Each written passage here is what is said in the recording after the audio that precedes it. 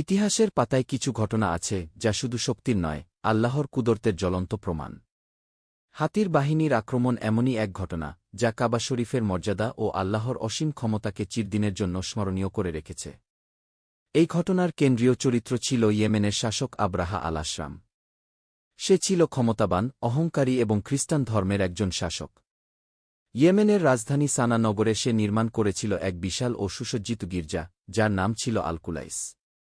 আব্রাহার উদ্দেশ্য ছিল আরবদের হজ ও তীর্থযাত্রা কাবা শরীফের বদলে এই গির্জার দিকে ঘুরিয়ে দেওয়া। কিন্তু আরবরা কখনোই কাবার প্রতি তাদের ভালোবাসা ও সম্মান ত্যাগ করেনি। এতে আব্রাহা ক্রুদ্ধ হয়ে ওঠে। তার অহংকার তাকে অন্ধ করে দেয়। সে ঘোষণা করে, আমি কাবা ধ্বংস করে দেবই।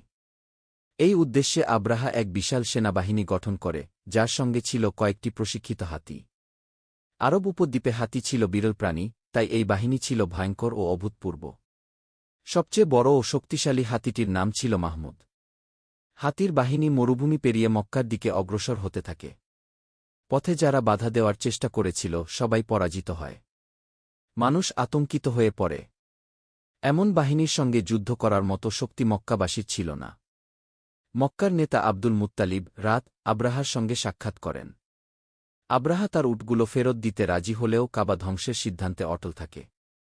তখন আব্দুল মুত্তালিব রাত ঐতিহাসিক সেই কথা বলেন, উটগুলোর মালিক আমি, আর কাবার মালিক আল্লাহ। তিনিই তার ঘর রক্ষা করবেন গি।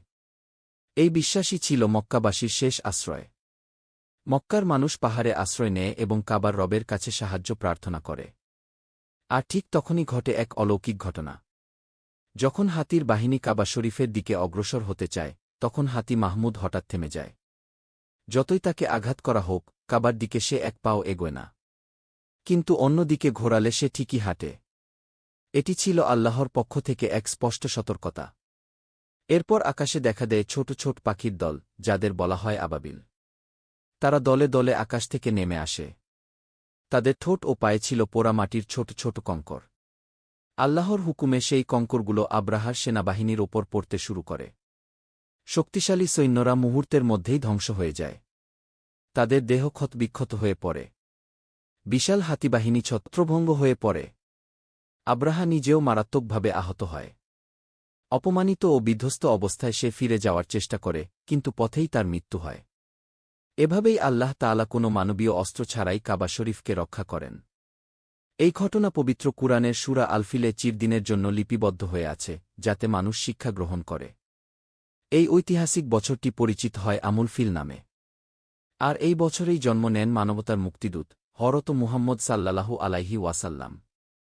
এই ঘটনা আমাদের শিক্ষা দেয়, অহংকার ধ্বংস ডেকে আনে, আর আল্লাহর শক্তির সামনে পৃথিবীর সব বাহিনী তুচ্ছ।